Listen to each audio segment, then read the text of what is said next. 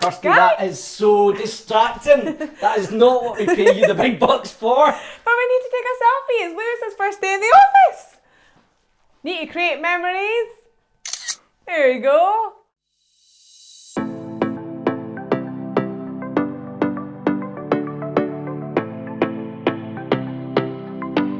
Kirsty, Argile, it's so good to have you with us. Let's start off with some this or that questions, as we have done with everybody else, just for a little bit of fun and to get to know you. So first this or that question, Kirsty, is cats or dogs? Definitely dogs. Good answer. Wild night out or cosy night in? Definitely a cosy night in. And who would you like to have that cosy night in with? Oh, definitely Doug if I got the choice, but I also love a cosy night in with my friends, inviting the girls round and having a cosy night in with him too. That's good. Yep. Your wee Doug, I love it. My wee Doug.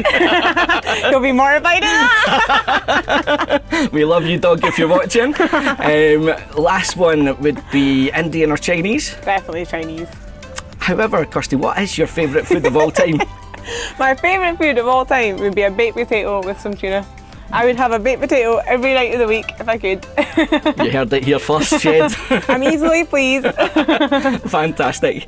So Kirsty, we'd love just to know a little bit about your journey at Shed. How did you start working for the church? Yeah, it's an amazing story really. So I actually became a Christian here at Shed when I was 12 years old, when Catherine Sabat took me along to the youth group here. So Shed has always had a special place in my heart and almost kind of felt like home. And so just as myself and Doug were looking to get married and looking for a church, we really felt that Shed was right. And I always felt it was home, but it was really nice for Doug to get that same feeling and for us both just to have to both feel at home in Shed. And so we started coming along and very quickly got involved in leading children's ministry and getting to know people, and just, people became our family, and it was just such a special place. And then the job came up, and the job was advertised, and really prayed about it and really sought the Lord. And I'd been in ministry previously before and was just in a bit of a time out, and so it was just a great opportunity to really think about it. So I decided to apply.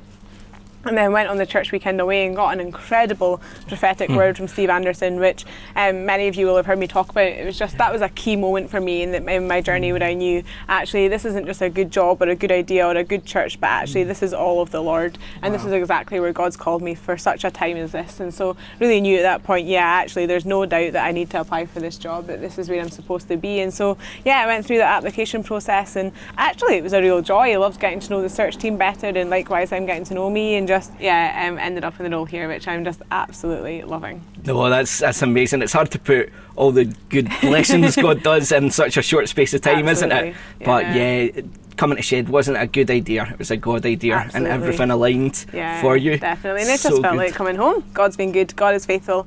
And I think that's one of the biggest lessons, is that God wants to give you the desires of your heart. Like, I had this massive desire to be in ministry, and still can't believe, in awe, that I'm in the role and that I'm sat here with you today. So good. So the dream, living the dream, what does that look like? Tell us what a working week at Shed looks like. A working week at Shed looks different every week, every day, every week is different.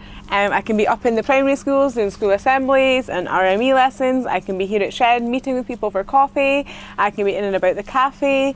I could be planning various ministries. Could be up at Northfield, prayer walking, chatting with the ladies up there. Mainly music on a Friday, here running the toddler group. So various things going on all the time. Prayer meeting, we're beginning to launch that, so excited to be around and involved with that. So lots of different ministries going on and lots of different things. So to be honest, I'm here, there and everywhere. But I love it. And I love that no day or no week is the same. I love that. So you're never going to get bored, are you, Kirsty? No, definitely not. So good. So with all that activity that goes on, what are the parts in this season of your life that you're absolutely loving, and what are some of the parts that you're like, it's a little bit draining, but it needs done? How would you describe that? Yeah, I mean, it's hard to sum up one area that I love, because I genuinely do love it all. I love the variation. I love that one minute I'm sat with a wee toddler on the floor in the sanctuary chatting to them, and then the next minute I'm maybe chatting to a woman in the church, or pastoring or helping alongside there, but pastoral care, or whether I'm up front preaching, or I'd really struggle to say which area I loved. I love going in and doing a school assembly, so I'd really struggle to say what one area I love. I love the variation. I love being involved. I love whole church ministry, and I think that's my challenge, because I love it all. And I love being up in Northfield as well. Really excited to just be part of that as it's launching and beginning, and really excited to connect with more families ministries in Northfield. That would definitely be one key area where I really do love what's happening up there, and can't wait to see that develop and grow. That's amazing. In the future. And is there any area that you find a little bit challenging? I would say the biggest challenge is finding volunteers. You know, we've got an incredible Sunday club team who are right now serving so faithfully, but we're so small. And the biggest part of my heart would be to see this church full, bursting at the seams with children and families. But if that were to happen right now, we'd actually really struggle because we don't have a big team. And so I think the biggest challenge is just volunteers, getting people on board to help with these ministries. It's great to see them all come to, and it's great to see so much happening, but for them to happen and for them to happen well, we need volunteers to make that happen. It takes a team. Absolutely, yeah. Teamwork makes the dream work. Teamwork makes the dream work. How does working for Shed affect your relationship with God? You've chatted a lot about your relationship with God and following His plans. Now that you're here in this job, does it change the way you relate to God, or how does that play out? It definitely strengthens it. I think, with any job, you have to rely on God every day to fulfill. You know, every time I go to do a school assembly, or every time I go to preach or get alongside someone, I'm continually praying, like, Lord, what have you got for this person? What have you got? I can't do this without you. And so I feel like I'm in constant communication with God, or just always trying to hear His voice. So I feel like it strengthens it. I would say it strengthens my relationship with the Lord. That's amazing. Now, you've touched on a couple of these questions I'm about to ask, but just to spell it out even more, is there anything coming up in your ministry just now that you're particularly excited about? Lots of things. One would be that we're launching the prayer meeting tonight. I'm so excited for that. Can't wait to gather as a church family and intercede for our community and intercede for the lost. So I'm really excited about that.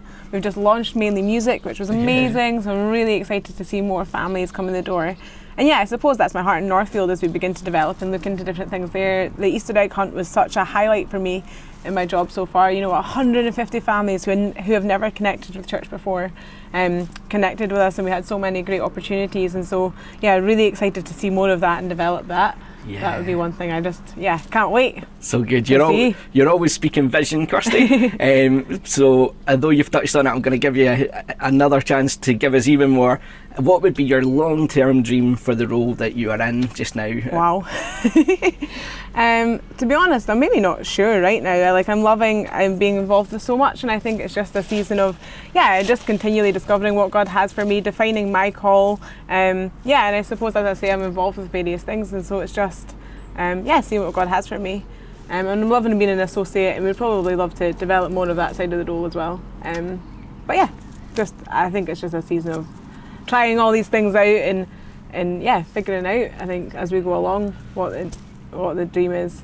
I always have a heart for ministry, and would always want to be in local church. Local church is my dream in my heart. So as long as I'm planted in part of a leading of a local church, I think that would be the dream. That's the dream. Heart. Yeah, it's so good. I love that, and love the way that you're just putty in the Lord's hands at the moment as He's moulding and shaping more and more of that dream in and through you, and we get to be a part of it. So, absolutely. Kirsty, thank you so much. Thank you, Ally. One last thing is, what can the church be praying for you, Kirsty, in this season? I suppose praying for more volunteers, and just praying that we continue to, all these ministries continue to flourish and grow, that we don't just see families come in the door to mainly music, but actually we don't just see families come up into Northfield, but we see families come in and come to know Jesus, that we see lives transformed. That would really be my prayer.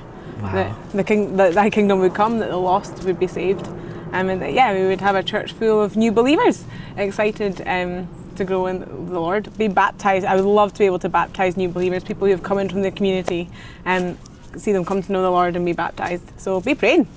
So that happens. So, well, Kirsty, I'm excited. I'm sure you're excited. And there's always a lot of excitement around. And volunteers, if you've heard anything today and the Lord's laying on your heart to come along and serve, you've heard the invitation. Be praying for that. Be praying for Kirsty. And thanks for joining us. We'll see you again soon.